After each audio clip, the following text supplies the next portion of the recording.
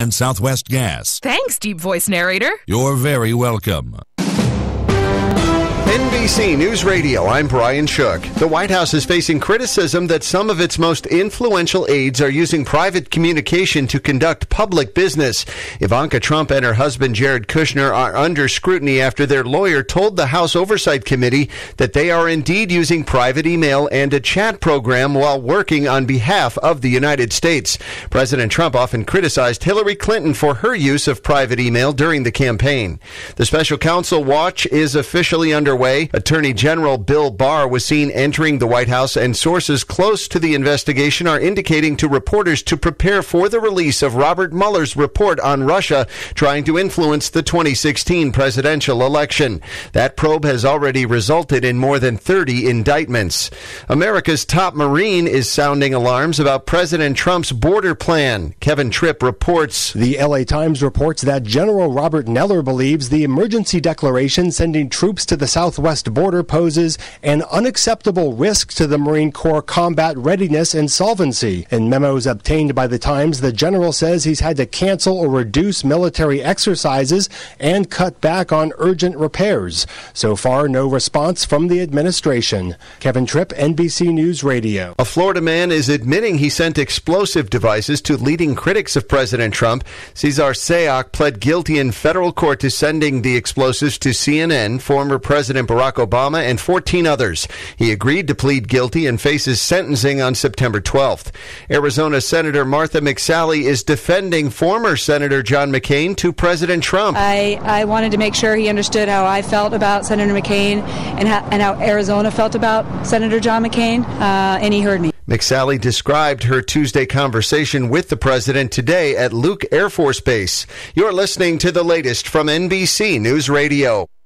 Education is a right, not a privilege, and it is the civil rights issue of our generation. And Latino students disproportionately bear the crux of our educational crisis. The campus of Cal State San Bernardino is pleased to host the annual LEAD Summit, along with hundreds of viewing sites across the nation and globe, working together with our media partners to raise awareness and enhance the intellectual, cultural, and personal development of our community's educators, administrators, leaders, parents, and students. Please join us for Latino Education and Advocacy Day as we convene those sharing a common interest and commitment to the educational issues that impact Latinos. For more information, please visit leadsummit.csusb.edu. Again, that website is leadsummit.csusb.edu. The LEAD Summit, Latino Education and Advocacy Days, taking place at Cal State San Bernardino. Thursday, March 28th at Cal State San Bernardino. The LEAD Summit starts at 8 a.m. Miss your favorite show? Download the podcast at KCAAradio.com. Are you ready for a new experience? To see life from another point of view? New hope, new expression, new joy. This is your radio hour. Welcome to Viewpoint with Father John.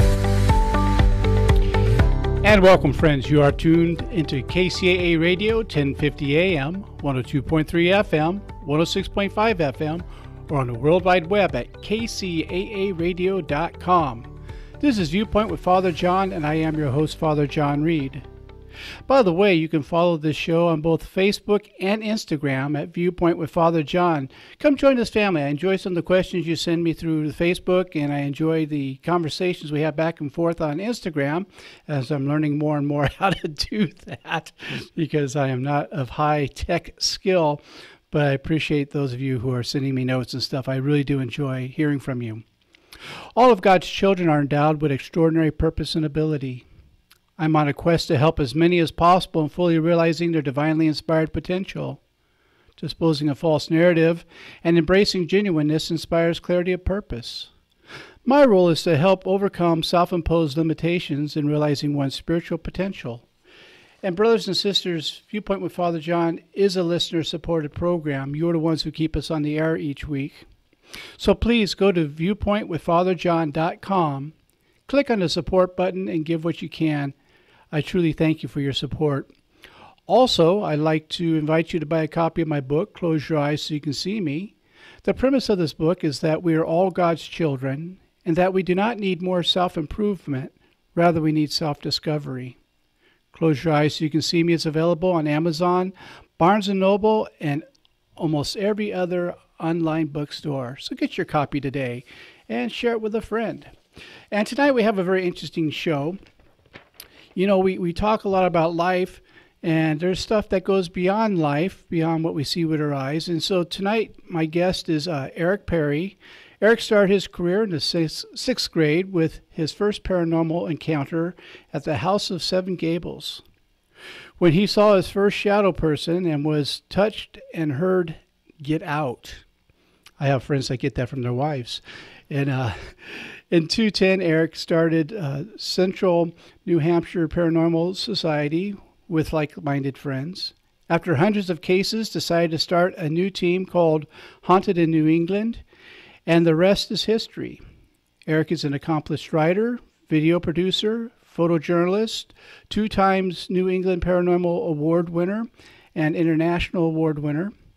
Eric is also the father of 3 wonderful children. Eric's favorite locations are Pennhurst Asylum. I'm crazy about that place too. Eastern State Pen, and the tunnels of Salem, Massachusetts. Sorry, that was a little play on words there about it being an asylum. Eric, welcome to the show. Hi, how are you? I'm well. How are you, sir? I'm doing very good this evening. I appreciate you being with us tonight. I know it's much later where you are than where we are. I'm going to have you talk just a little louder into the phone if I could get you to do that. And so you had your first experience with paranormal encounters in the 6th grade. Tell me a little bit about this. We were on a class trip to the House of Seven Gables in Salem, Massachusetts. Didn't know anything about paranormal activities. Didn't know anything about that. I was just a teenager and just having a good time in 6th grade. And I decided to be a little naughty boy and stayed behind and wanted to touch a few of the objects. Okay. I was down in the dining room of the House of Seven Gables when I touched a tabletop, and all of a sudden, I felt this cold breeze really come running by me. Then I saw a shadow go from left to right on the wall. Then I felt the cold touch, and then I heard, "Get out," in a very grumbly voice. And I ran like a little schoolgirl back to the school bus. I didn't know what that was. I'm not sure I wouldn't do any different in that case. And so that was your first experience.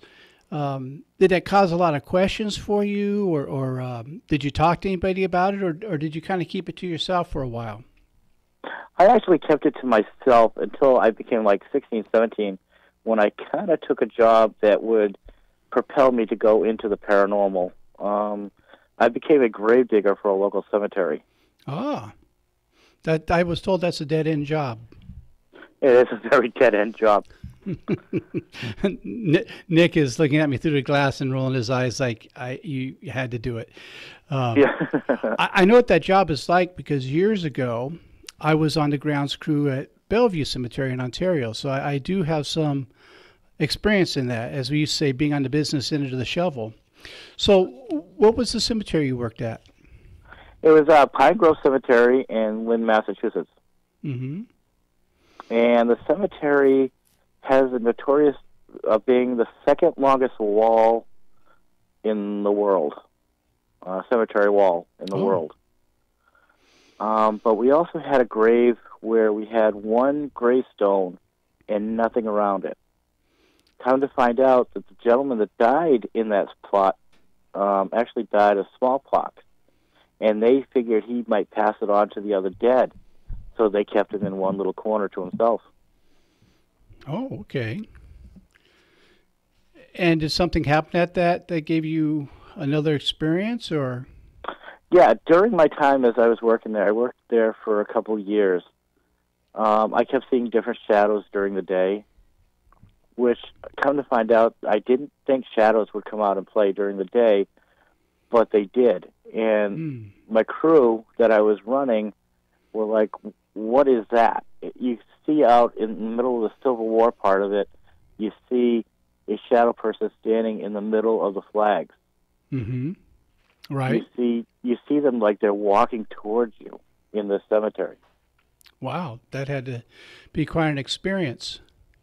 It was definitely like The Walking Dead, pretty much coming at you. I bet it was. I bet it was. Now, is that when you started getting some friends together, or what kind of perpetuated what you're doing? Well, the funny thing is, I kind of put it off. I decided, I was being a teenager, 16, 17, 18 years old.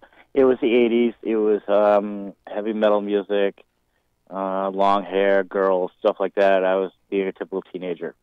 Mm-hmm. I said, nah, I'll wait and see what happens. And as I got older and older, when I hit roughly about my 40s, about 39, 40, I said to myself, I need something different in my life. Okay.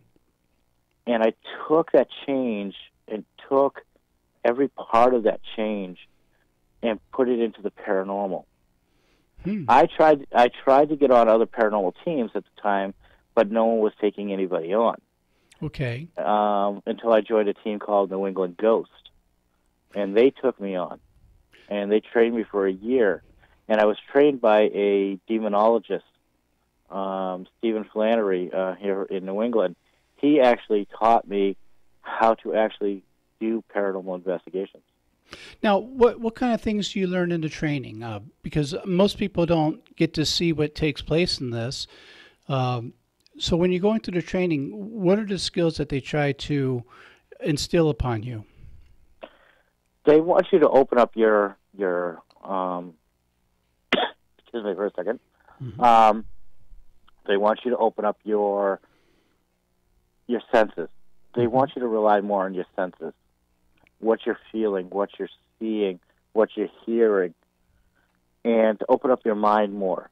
Okay. It's the equipment, and they taught me how to use the equipment that goes with the investigations, but you have to go with the mental part of it and try to understand what you're seeing. Okay. Now, what kind of equipment would that entail? IR cameras, digital recorders, motion sensors. Now, IR cameras, you're talking about infrared, correct?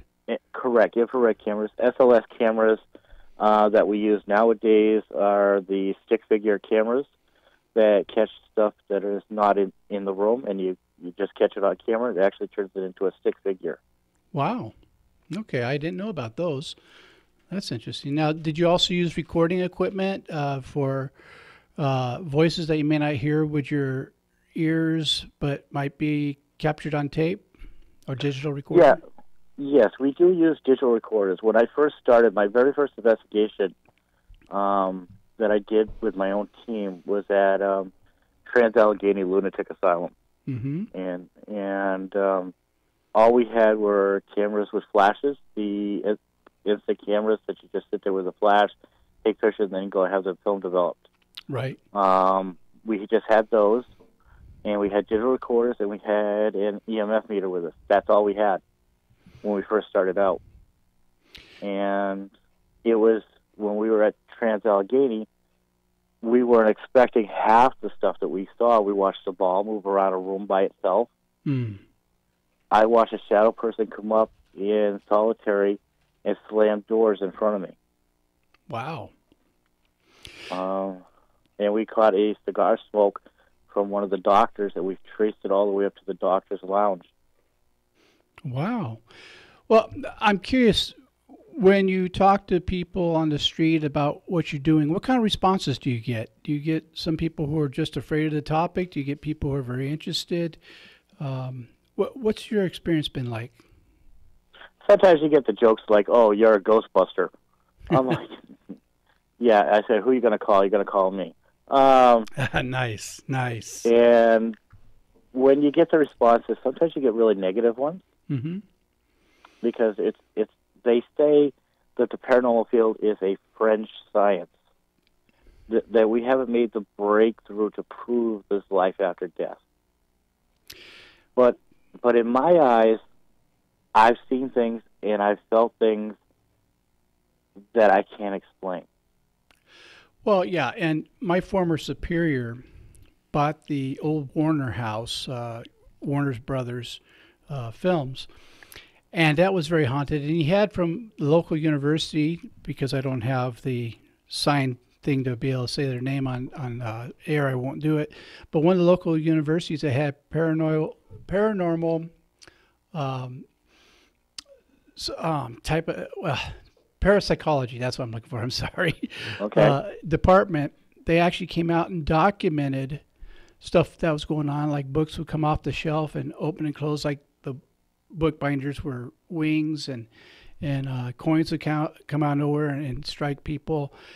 And they really put together a lot of evidence showing that this house wasn't just sort of haunted. This house was truly haunted, and would really pick who the entity liked and who they didn't like.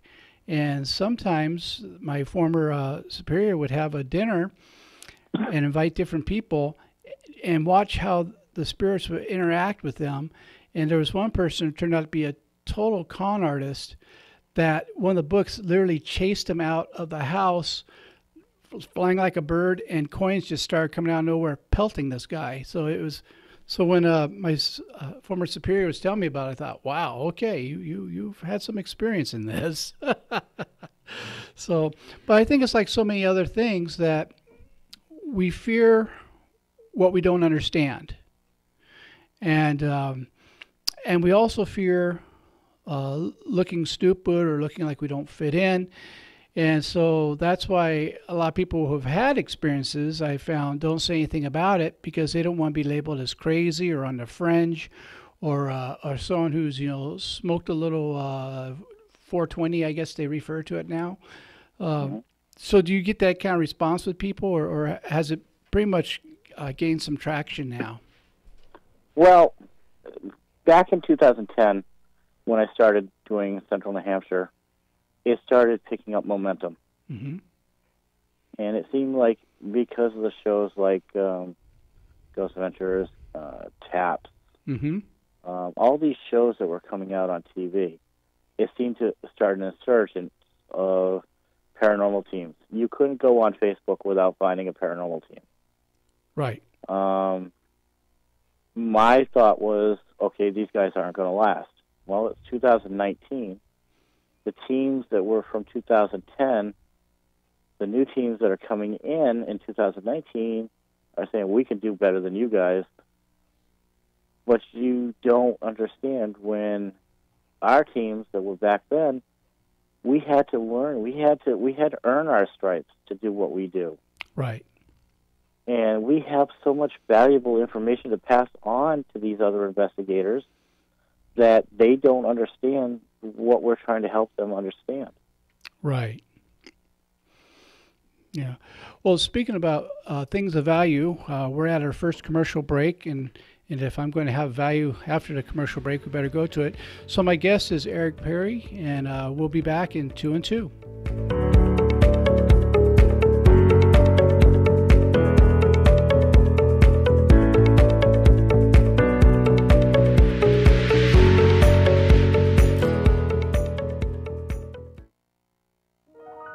The loss of a loved one is one of the most challenging experiences in a person's life. It's hard to know where to turn to make your loved one's final arrangements.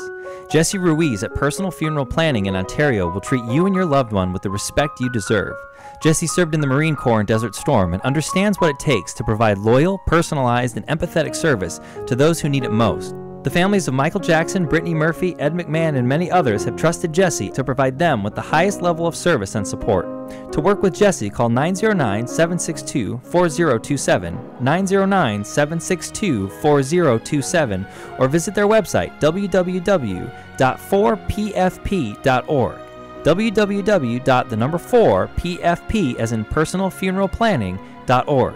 Jesse Ruiz and Personal Funeral Planning, veteran-owned and operated, helping you plan a personal, lasting tribute for your loved one.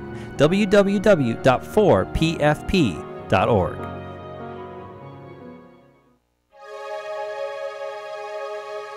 Stardate, March 21st.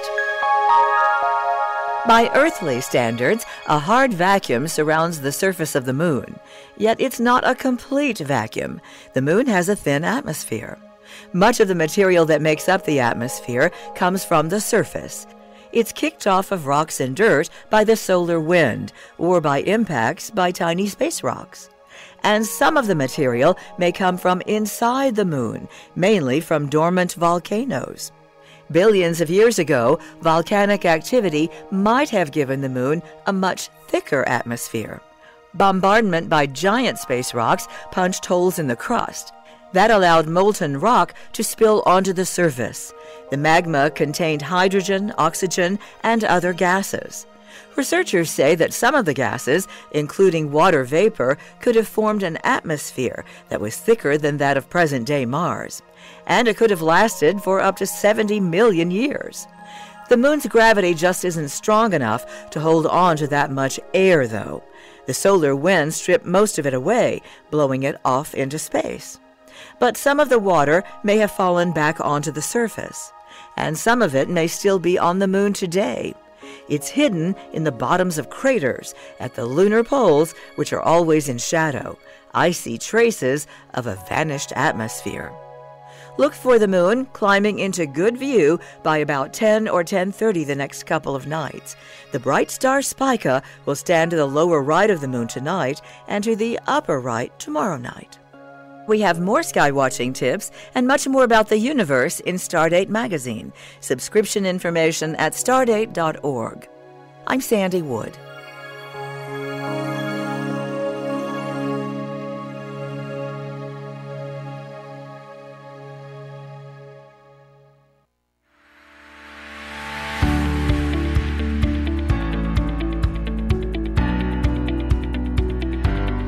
And welcome back. You are tuned to KCAA Radio, 1050 AM, 102.3 FM, 106.5 FM. We're on the World Wide Web at kcaaradio.com. This is Viewpoint with Father John. I am your host, Father John Reed, and hello to all of our listeners in America and around the world, because we are getting letters from Brazil and Panama and Philippines and all over the world. So to our global community, welcome.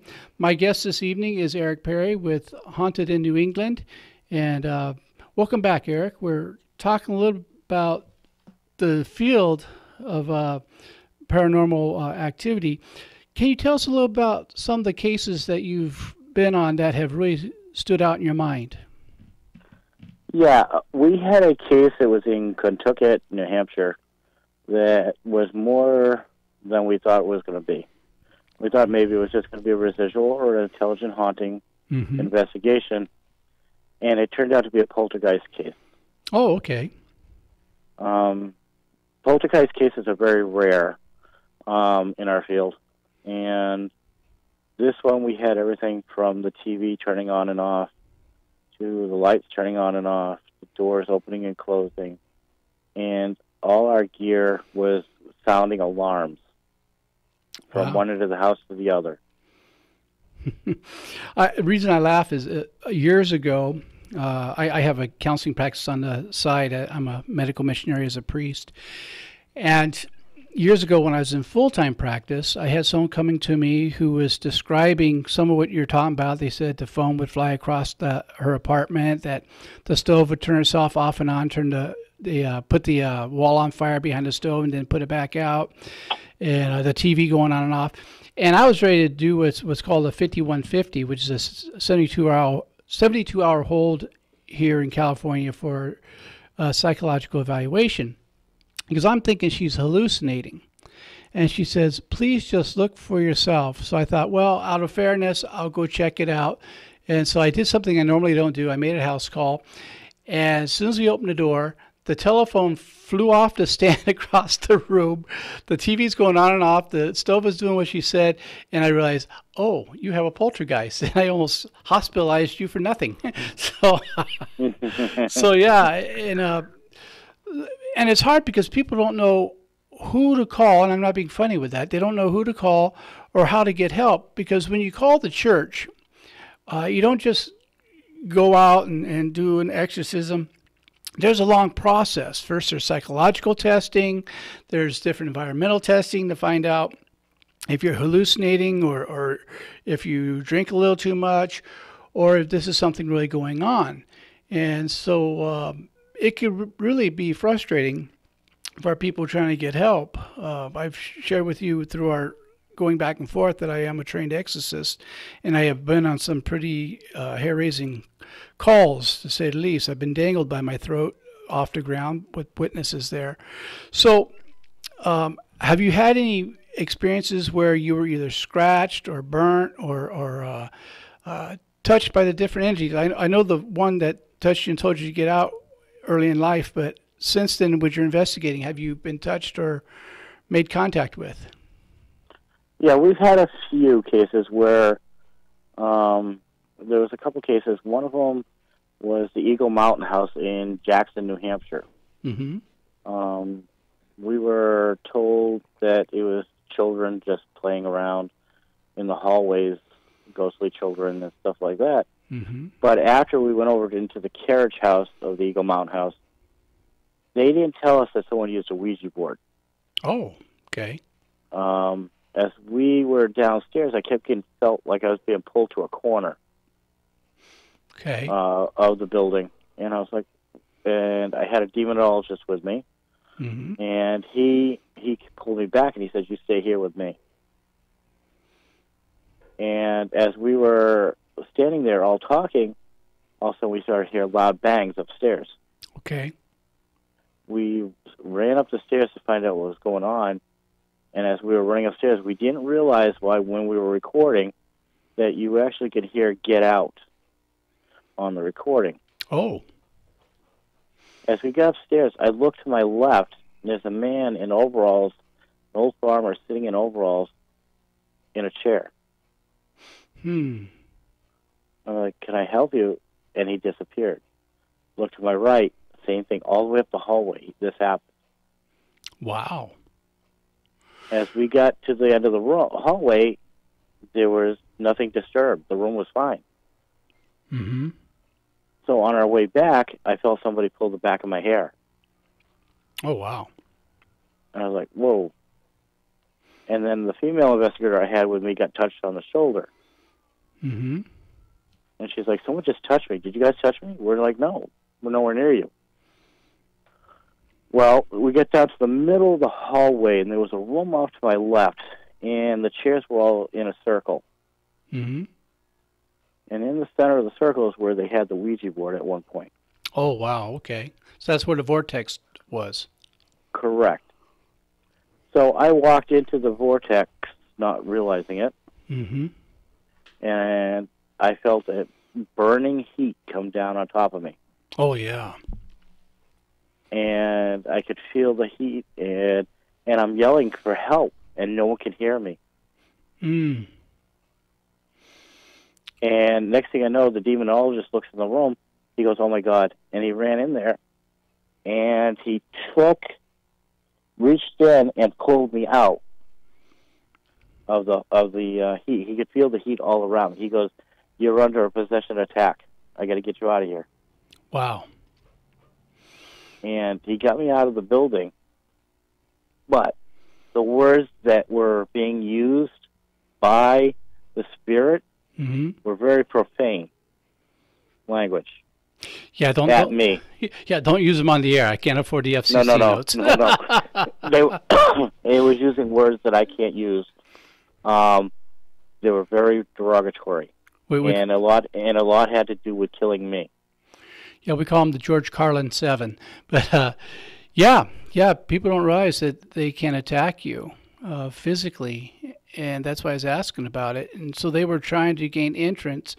A lot of people don't know that they cannot enter you without your permission, but they'll trick you into giving your permission. Right. Right. And that was one of the things that caught my attention. So he brought me back to the lobby of the main hotel. Mm-hmm. And sat me down, and he gave me his protection dagger that he used for his demonology. And I'm holding it, and all I could think of was killing him. Wow. And what I'm going to tell you next is a lot of people are like, wow. We had a Reiki master there with us and some other investigators. It took 20 people plus these two, the demonologist and the Reiki master, to fight this entity. Wow. And what I remember is coming out of my body, my soul coming out of my body, fighting with this inhuman thing. This entity, right? It was more like Van Helsing versus Dracula. Okay. That's how it felt like. Well, and it scared me to the point that I was so drained that I didn't know what to do. It took them over an hour to fight this creature. Mm-hmm. I can believe it. Well, a lot of people don't know that there's a difference. There is not all one thing. That a poltergeist is different than an entity. An entity is different than a demon. And so which is different than a ghost, which is just an unembodied spirit. Now, when you were going through your training, did they share with you some of the different categories that you're dealing with, or anything that you could share with our listeners? Yes, the categories, they gave me 4 categories to go by. Mm-hmm. The 4 categories are residual, which plays itself like a tape recorder. Right.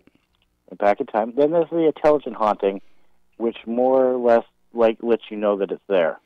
Interacts with you, right. Correct. And then the third one was it was demons. Right. And the fourth one was poltergeist. Which poltergeist is usually, from my training, gathered from pent-up emotion that gets personified. More women deal with poltergeist than men, at least the way I was trained. Does that go along with how you're trained? Correct. We were told the definition I got for a poltergeist was angry ghost. Right. Right. And that was my major concern with dealing with like the poltergeist case in Kentucky and dealing with the inhuman or demon that I was dealing with in Jackson, New Hampshire. Right, and there's another one called the Incubus, and that is a very powerful one I've had to deal with. And one of the things that I discovered was if it finds what you have any infirmities, it will go to that in order to weaken you, or if it finds out what your greatest fear is, will come as that because it feeds off the energy of the fear. Has that been your experience? Yeah, we've had a few that have fed off our fear. I've had a couple of team members that have actually. Here's two examples I'll give you. One was in a director's home in Bosco, New Hampshire. She ended up getting scratched across her face because she called the spirit Princess Buttercup, and she ended up with 3 scratch marks across her face. Not 2 months later, she ended up with a stroke. Oh, wow. Now, that was the first time that I've handled something like that. The second time, we were in the Haunted Victorian Mansion in Gardner, Massachusetts. And we had a cameraman. He was up on the 3rd floor. He's filming the crew that's up there investigating. The crew decided to antagonize the spirit up on the 3rd floor. Well, the spirit didn't like that. Ended up taking the cameraman and tossing him over the 3rd floor railing down a flight of stairs. Wow. And did he survive? He ended up with broken, bruised up and battered. But later on, not even 2 months later, again, he ended up in a stroke in a wheelchair. Wow, that's something else. That is really something else.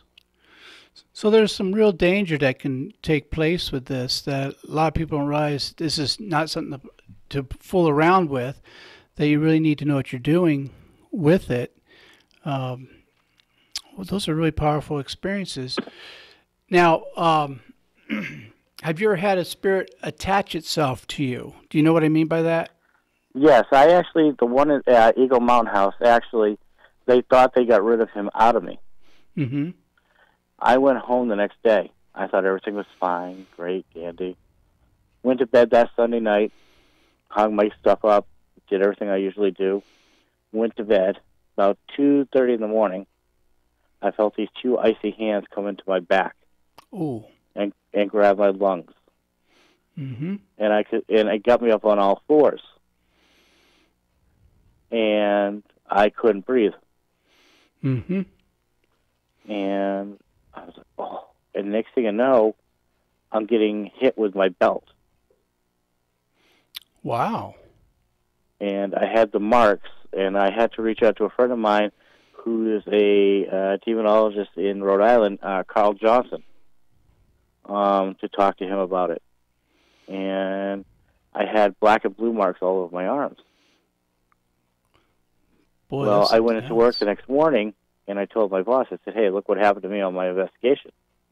They're like, you okay? I'm like, yeah. As soon as I started telling them exactly what happened, all the pots and pans on the shelf flew off the shelf. Well, that had to make for a tense moment. My boss says, you go home. You're done for the day. Yeah, I bet so. Oh, my goodness. That's quite an experience. And you know, a lot of people don't know this, but originally porcelain dolls were for housing spirits. That's what their purpose was. And that's why you have things like Annabelle and stuff that people don't realize. There's true stories with this stuff. And the Gabby, who I'm Eastern Orthodox, so I'm allowed to be married. Gabby's my wife, and her sister had a mannequin one time that she got on a yard sale or something, and that turned out to be possessed with stuff, and it was creating all kinds of havoc around the house, and so they finally had to just get rid of it, and it became someone else's problem. But a lot of people don't realize that spirits can attach themselves not just to people, but to articles, anything that they find familiar with. But speaking about being haunted, I'm being haunted with the idea it's time to go to commercial. And so we'll be back in 2 and 2. My guest tonight is Eric Perry with Haunted in New England, and we'll come back and talk some more about the paranormal.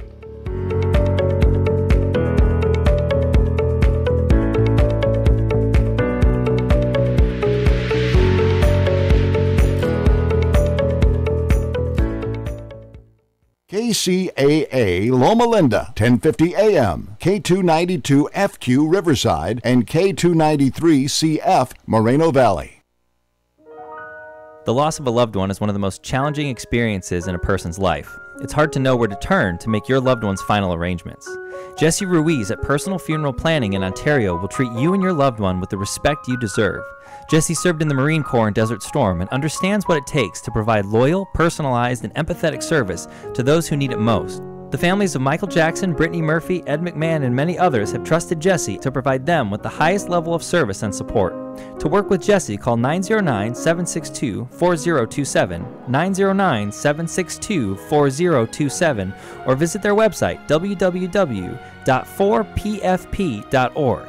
www.4pfp as in personalfuneralplanning.org. Jesse Ruiz and Personal Funeral Planning, veteran-owned and operated, helping you plan a personal, lasting tribute for your loved one. www.4pfp.org. Hey guys, this is Andrew Caravella. Just wanted to let you know that KCAA has a new listener line for all of you that have a phone. Now you can listen to KCAA in the grocery store, in the doctor's office, or when you want to pretend you're on the phone with someone just so that creeper will leave you alone. Call 720-835-3099 today and listen to your favorite KCAA radio shows. That number again, 720-835-3099. KCAA Radio, the station that leaves no caller or listener behind.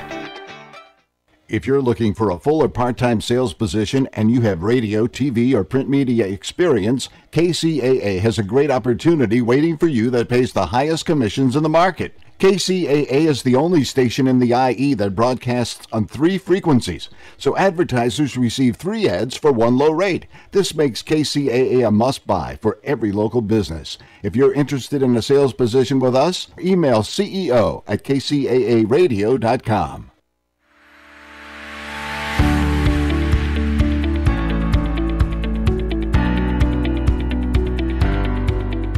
And welcome back. You are tuned to KCAA Radio, 1050 AM, 102.3 FM, 106.5 FM, We're on the World Wide Web at kcaaradio.com. This is Viewpoint with Father John, and I am your host, Father John Reed.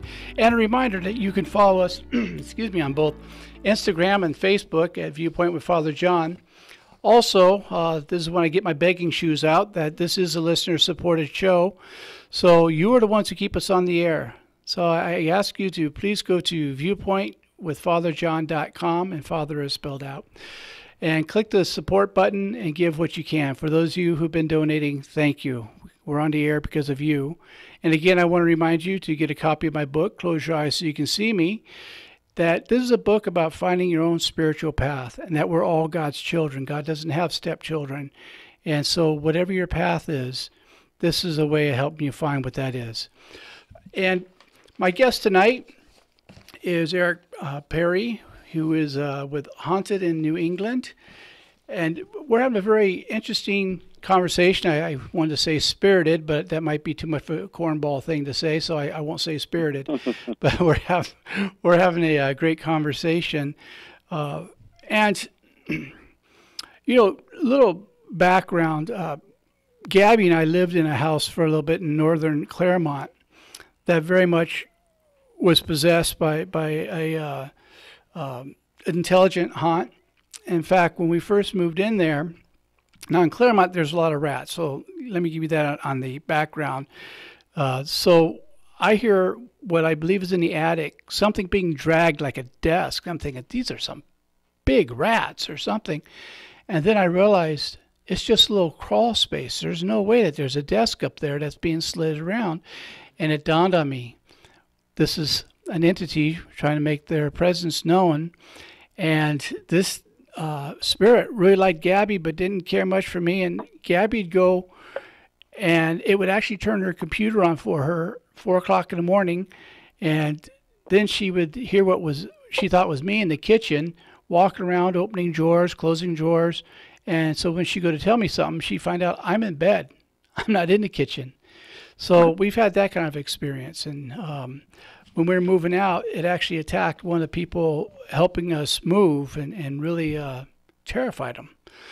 So have you had experience with families that call you out of desperation because they don't know what's going on? Do you have some of those? Yeah, and we have a twofold, when we handle family kids, we have a twofold approach to that. One is education. Okay. The other second is to debunk it. Now, when you say education, what does that mean? What are you educating them for? Or we try to educate them. If it is a real haunting, we will educate them on how to either have the house cleansed, mm-hmm. or how to go about living with the spirit if that's what they want to do. Okay. As long as it's not that children are not being involved and getting hurt. If the owner says, okay, we want to keep these here, we want to see what they can do. I said, against better advice, I really wish you would get rid of them, let them go into the light and get away from what they've already finished their business here. They're done. They're supposed to be moving on. Right. And some of the places that we have done, they do want to keep them. Okay. As more like a tourist attraction. As I call them, tourist ghosts. Okay. And a lot of people look at me and going, why do you use that term? I said, you're paying to go into a location at like Trans-Allegheny or St. Albans Sanitarium or one of these big hospitals. You're paying to actually get thrilled by a ghost. Right. So they're tourist ghosts. Absolutely. Well, you know what? When I was maybe 10 years old, maybe 11. My mom, my brother, and I stayed on the Queen Mary in Long Beach. There was a conference going on, and they screwed up our reservation. So for the price of a little room, they gave us the presidential suite. And all night, this is before anyone knew about the hauntings on Queen Mary, the water would turn on, it would turn off. Someone would jiggle the handle on the toilet. The doorknobs would jiggle, and this went on all night long. And then years later, when they started doing the ghost tours, It's like, oh, I knew this before anyone even knew about it. I was just a little kid, and it was going on, so it was something else. Do you have any favorite stories that you like to share with our listeners? Yeah, I actually have a really good one. Back in 2016, my mom was dying of cancer. Oh, wow, I'm sorry. And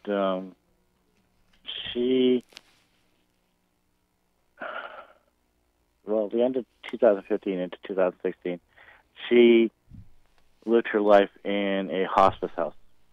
Mm-hmm. And I got a phone call from the hospital saying that I needed to get there because my mom was dying. At this time, I was living in Manchester, New Hampshire, and me and my wife at the time, we had to drive all the way over into Vermont. Okay. Where she was. I didn't make it there in time when she passed. Oh, I'm sorry. But what she gave me as a gift was a whole different thing. I got into the room, I'm talking to my brother, and I looked towards the door of the hospital room. I looked towards it. There's my mother standing there. Wow. She is smiling. She is smiling at me, blowing me a kiss. Mm-hmm. She opened the door, and there was a white light, and she went through it. Wow, that's a beautiful memory. I considered that was her parting gift to me, to say, you need to see this. Yeah. That's pretty powerful. I was a hospice chaplain for a number of years, and I've seen things like that with my patients when they would, many of them had me hold them during their last few moments. And I've seen the vortex open. I've seen the light. I've watched people go through, and people who haven't seen that, they just think that that's gobbledygook, that it really, there's nothing to it. But when you experience it, your life is changed forever. I mean, you never again can say, "Oh no, that doesn't exist."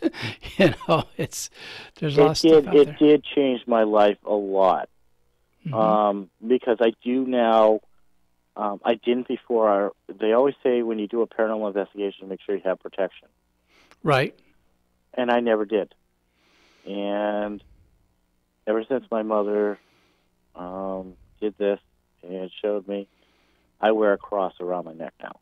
Oh, very good. And it makes me, I had it blessed and to protect me. And now, one of the things that not a lot of people know is I actually can see and speak to the dead. Wow. And it manifested a lot more, especially after my mother passed, after I saw that light.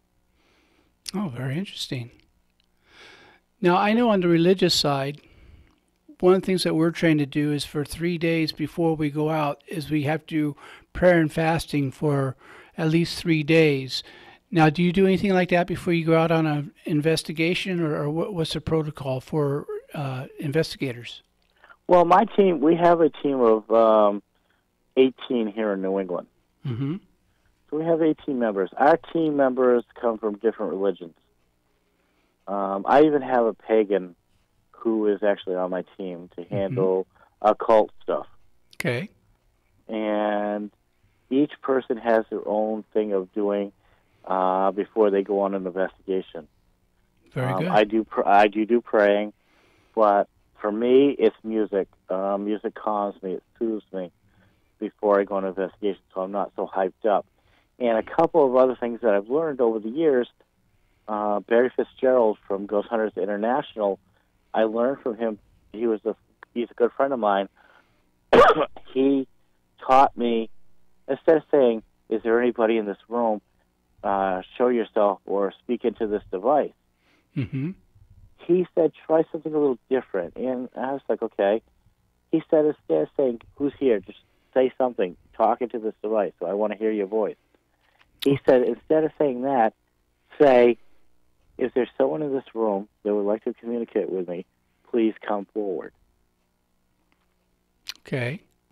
And when I've done that now, when I say please come forward, I get responses. Oh, interesting. So if you try it with a different aspect instead of going in like you see with Ghost Adventures and all these other shows where they go and go, it's a demon, it's a demon, it's a demon. It's not a demon.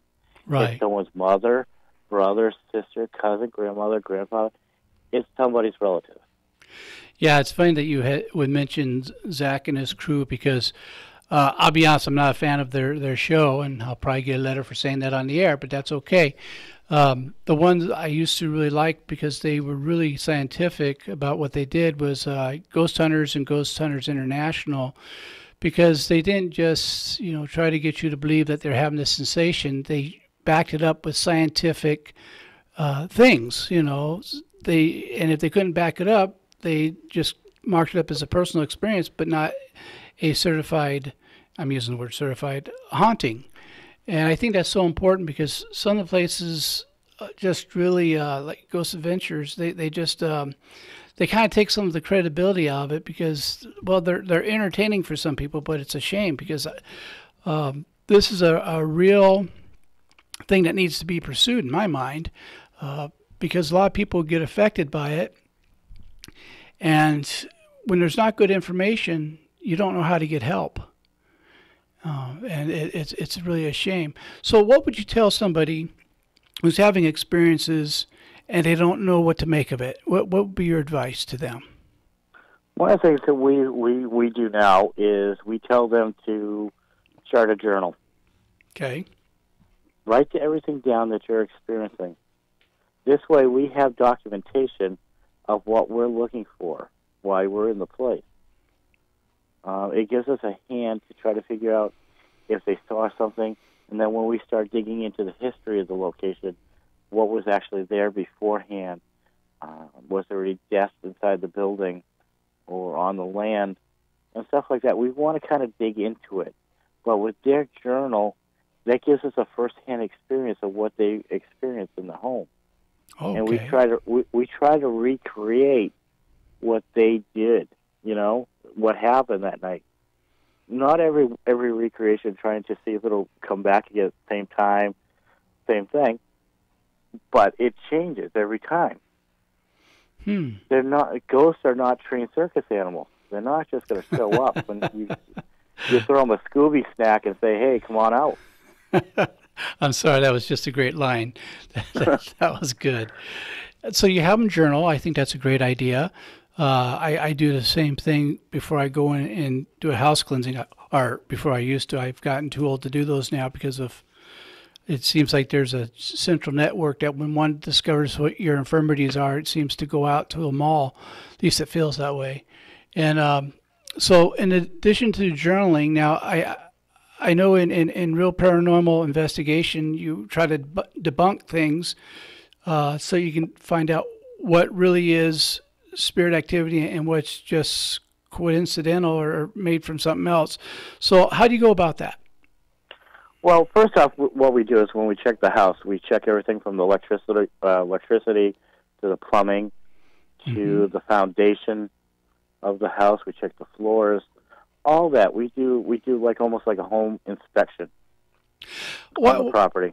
Why the foundation? I'm not sure about that. What is it you're looking for with the foundation? You're looking for cracks and stuff like that in the foundation of the building. Sometimes the foundation of the building can be built, like here in New England. Some of our buildings are built on granite, which it happens to be a conductor for paranormal activity. Some are built on limestone, which happen to be a big also conductors. Yeah. And some of them have rivers that run right underneath them. Ah, yes, the moving water is also conductive. Got you. Right. So we look at all the aspects. We look at the property. We look at every aspect of the house. Now, we had a case that was in Lynn, Massachusetts, where we were called in by a friend of mine who she believed she was being haunted. Okay. But it wasn't what she thought it was. We got in there. We have radiation detectors and different meters that we use. And we started upstairs. We didn't get any activity. Then we went downstairs, didn't get any activity. Went to the basement. Come to find out in the basement, she had a gas leak. Oh, wow. if we were not there that day, she would have died. Wow. That's something else. So, and she was a double mastectomy survivor, cancer survivor. Wow. Now, when you go out and when other investigators go out, is there a charge for the services to go out and investigate? Yeah, there is a charge. We charge a cup of coffee. We don't charge anything. We've been lucky enough where our clients have get us pizza for helping them. Okay. Or they'll buy us a dinner, or they'll get us a cup of coffee. Okay, well, that's great. We're getting to our last couple minutes, so that's why I'm kind of shooting fast questions at you at the moment before we're totally out of time. Now, if someone needs to have an investigation, how would they look up paranormal research? Is there anything they would Google or? Yeah, if someone wants to have an investigation do it at their home, first do the research on the team. Find out about the team before you bring them into the home. Mm-hmm. We do background checks on all our investigators, 100% background checks to make sure there's not wanted felons or anything of that nature. Good. I would say if you want somebody that's really good, reach out to my team, Haunted in New England. We do travel. We do go to other locations to find paranormal activity, and we're always there. You can always book. We have on our Facebook page where you can actually book into a Google calendar, and we can set you up. That's great. Well, we're running out of time. I want to thank you for being a guest tonight and sharing some of your experiences with us. I know it had to be very interesting for many of our listeners. It's amazing how a lot of shows won't cover this because, all the stuff that's put out about it, but I think it's a very important topic so we can really know that there are some things beyond what we see with our eyes. Some of them are friendly, some of them are not. And it's important to know what you're dealing with. So my guest tonight has been Eric Perry, and for those of you just who tuned in for the first time, welcome to Viewpoint with Father John. I thank you for allowing us to spend another hour in your living room or car if you're listening on the radio. And if no one told you this week that they love you, let me be the first. Thank you for tuning in to Viewpoint with Father John. We'll be back next week.